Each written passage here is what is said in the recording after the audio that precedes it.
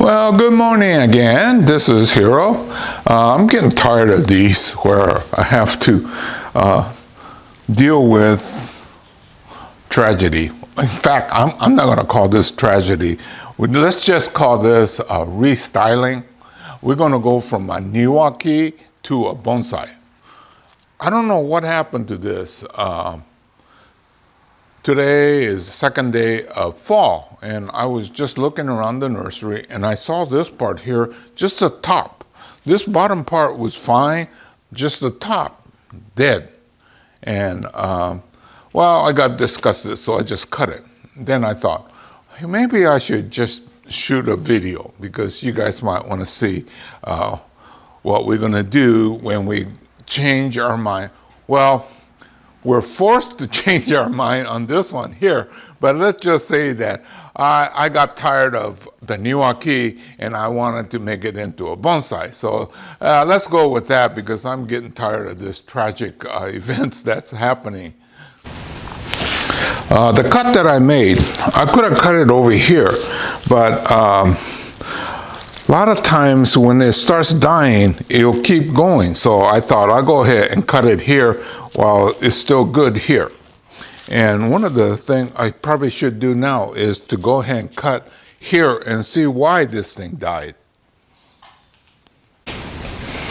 Look at this. It was really a good, got nice movement and taper. And looking at the damage, I think what it is sun scorch. And we get that here from time to time because of the heat in the summer. Although this summer was not as hot as it could have been, but I think that's what it is. We have to be careful of the sun scorch. And what happened was the top part, the only top part that died, was exposed to the setting sun, because on the lower part it was being protected by the fence that I have. That's my guess. I can't be for sure, but that's my guess. Okay, I was looking at this as being the front. It kind of comes up this way and then it has a nice line. I keep this stub up here until later, because depending on what I do up here, it could end up damaging this main line. So that's one of the possibilities. And then you also have, if this gets removed, this could be the front. Yeah, just a number of different ways to look at it.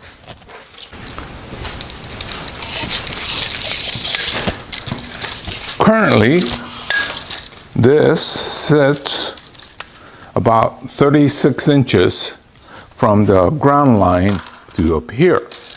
And I have this 32-inch rule. It's not really a rule, but I try to follow the 32-inch. Well, the 32-inch rule I usually consider with the container, but roughly it'd be here. And why I use that is, one, if you were to do it in the show, they put a 36-inch backdrop. So if it's more than 36, it gets beyond the backdrop. And then if it's exactly 36, it doesn't look as good as if it's slightly below the 36. That's one of the reasons. And then the other reason is financial. People that could afford something this nice, it won't fit in the car. 32-inch will more or less fit in a car. But if you get something taller than that, you have to have a pickup or something like that. And people generally that have enough money to buy some nice things don't usually drive a pickup. Okay, so that's the financial reason for that. Okay, now I'm thinking if this is the front, I could cut this off, right? Well, the first cut will be here. I'll keep that until I get everything squared away, and then we'll final cut. And I tend to do that just so that it doesn't get damaged. What happens is if you get it really tight in here and you try to do something with your branch, it could snap. So that's why you tend to cut with die back space. Okay, so this is a front. It has nice line going this way, and I'm thinking cutting it off here because it doesn't make sense for this to run parallel like this versus being branched that way. So what do you think? Is that going to fly?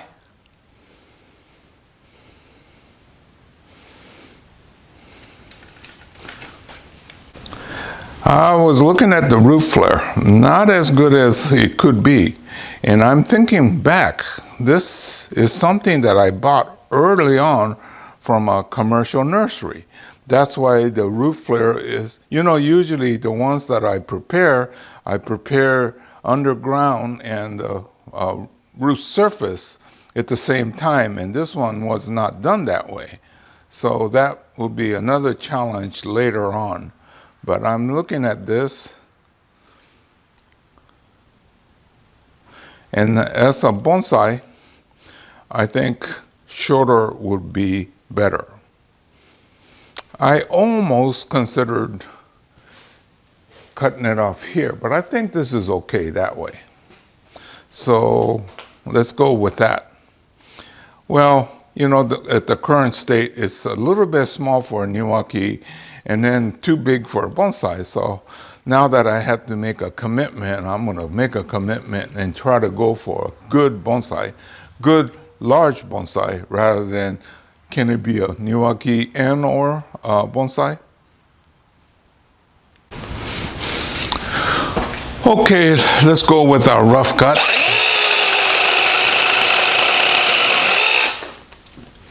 That makes it a little shorter.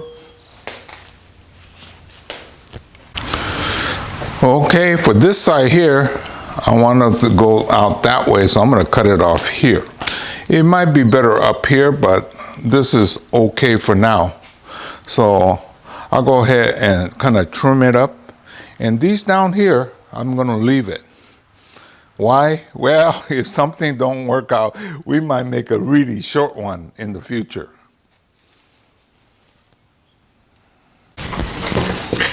Okay, so now what I'm going to do is to make this branch have little branches off its main branch, right? So that's my step here. Just kind of go in here and give it more definition. Well, you see me do this enough times, so I'll get most of it done and then I'll get back to you.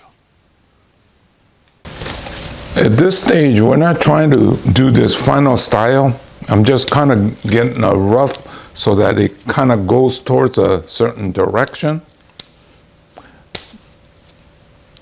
So we're just going to do something like this. And then probably next spring, like I said, we just got into the fall, and next spring I'll start to fine-tune this.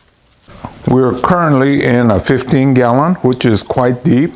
So what I'll probably do this coming spring is to take it out of this 15-gallon and put it in what's called a squat 15, which is about half the depth.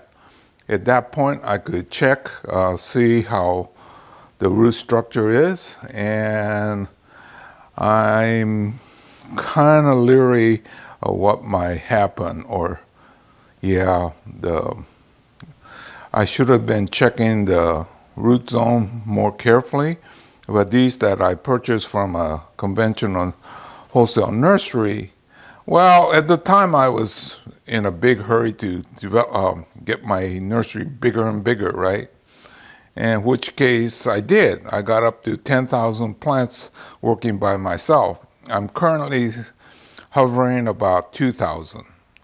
And So that might pose a problem.